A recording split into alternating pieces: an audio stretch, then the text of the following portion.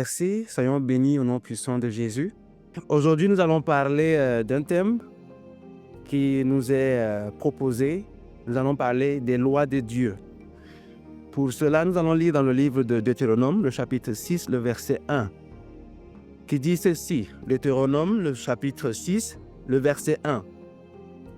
Voici les commandements, les lois et les ordonnances que l'Éternel, votre Dieu, a commandé de vous enseigner, afin que vous les mettiez en pratique dans le pays dont vous allez prendre possession. Parole du Seigneur.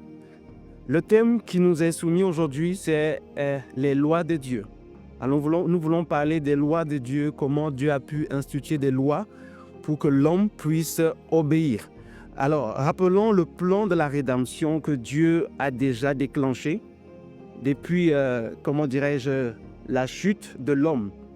Quand l'homme était tombé dans le péché, Dieu avait déjà mis en place tout un processus afin de pouvoir racheter l'homme, toute l'humanité en question. Alors, qu'est-ce qui s'est passé? Dans Genèse chapitre 3, le verset 15, Dieu a déjà commencé à dire que la postérité de la femme écrasera la tête du serpent et celle-ci mordra le talon de la femme. Déjà, Dieu est en train de mettre en place la venue de Jésus, comment il va racheter toute l'humanité. Et pour que ce temps puisse, ce laps de temps avant que la promesse puisse se manifester, Dieu s'est choisi un mécanisme des lois. Les lois de Dieu, nous parlerons de la Torah ou bien du Pentateuque ou bien des 5 livres de Moïse. Cela nous fait référence clairement à l'alliance mosaïque. Dieu qui s'est choisi un peuple, commençant par Abraham, nous voyons Isaac, Jacob. De Jacob, nous avons les 12 tribus. Et l'un des tribus appelé Lévi. Et de Lévi, nous avons, Moïse, dont il est descendant. Et de Moïse, nous avons l'alliance mosaïque ou bien les lois de Dieu. Alors, Dieu a institué plusieurs lois que nous pouvons lire dans la Bible.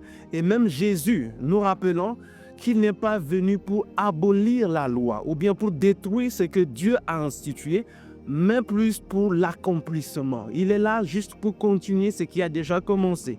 Alors, une loi, en définition, permet, en fait, c'est un ensemble de règles qui permet ou bien qui régissent les relations des hommes et des femmes vivant en communauté.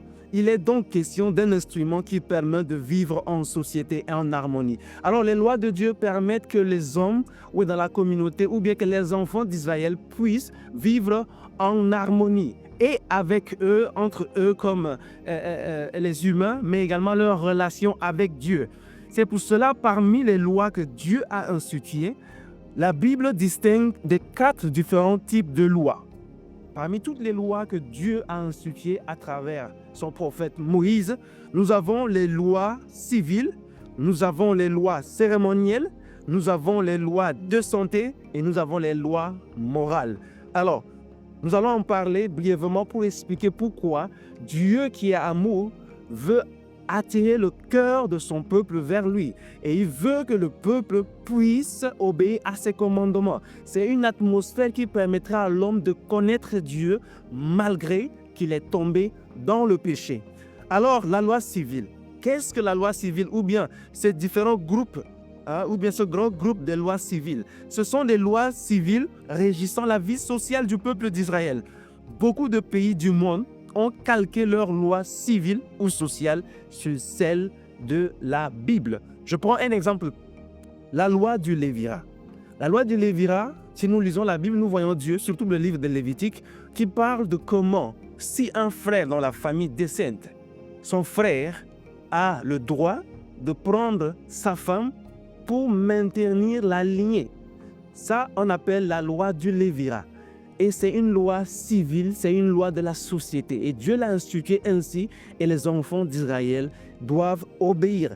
En deuxième lieu, nous avons la loi cérémonielle. Ce grand groupe des lois cérémonielles, Ce sont des lois relatives au culte et concernaient le tabernacle.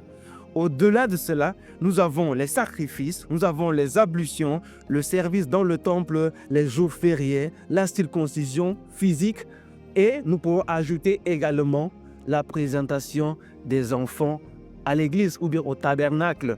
Après 8 jours, on amène l'enfant au tabernacle pour prier ou bien le présenter à Dieu.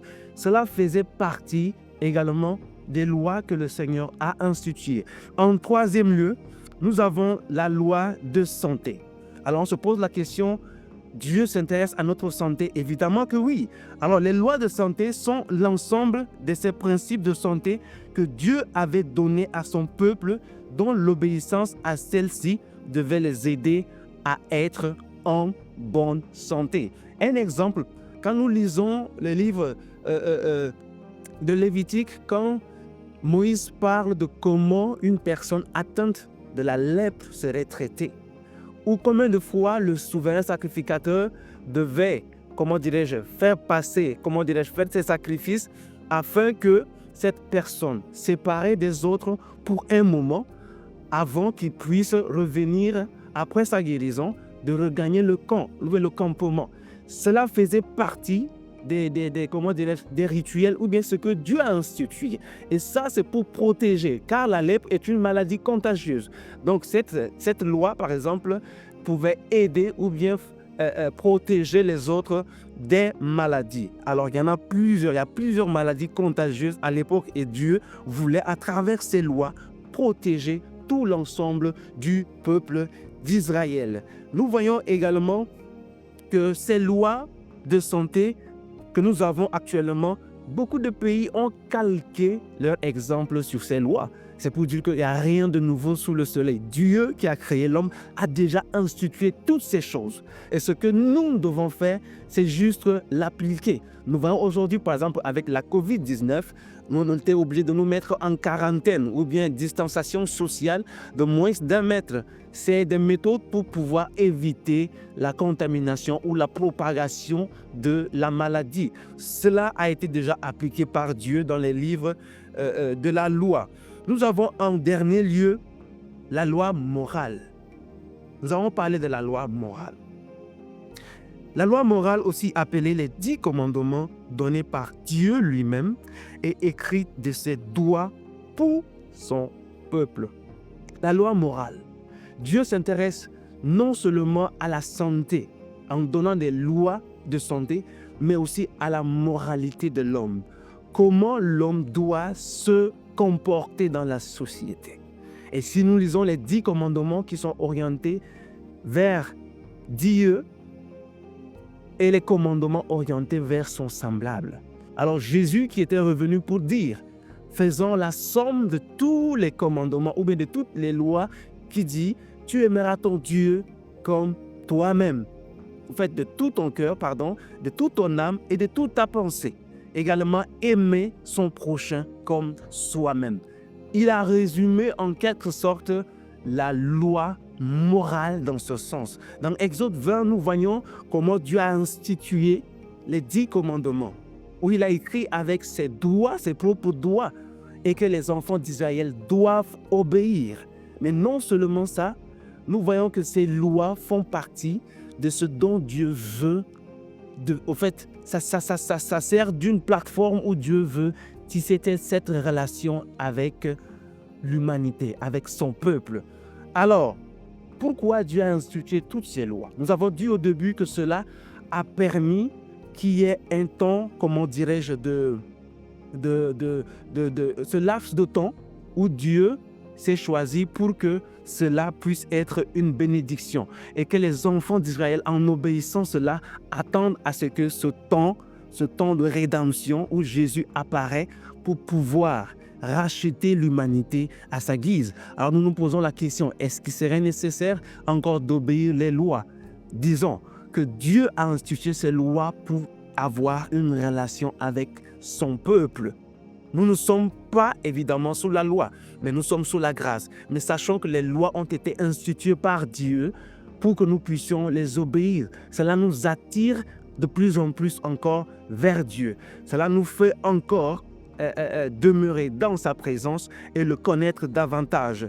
Cela a une connotation non seulement physique des choses que nous devons faire à Dieu, mais spirituelle, parce que les lois de tabernacle, tout cela, ont en cela l'image de ce qui viendra. La Bible parle que les lois sont l'ombre de ce qui va venir. Alors, nous ne sommes pas certes sous la loi, sous la grâce, mais Dieu a institué ces lois pour pouvoir tisser cette relation avec Dieu. C'est l'accomplissement de tout ce qui a été déjà prescrit par Dieu pour que nous puissions obéir.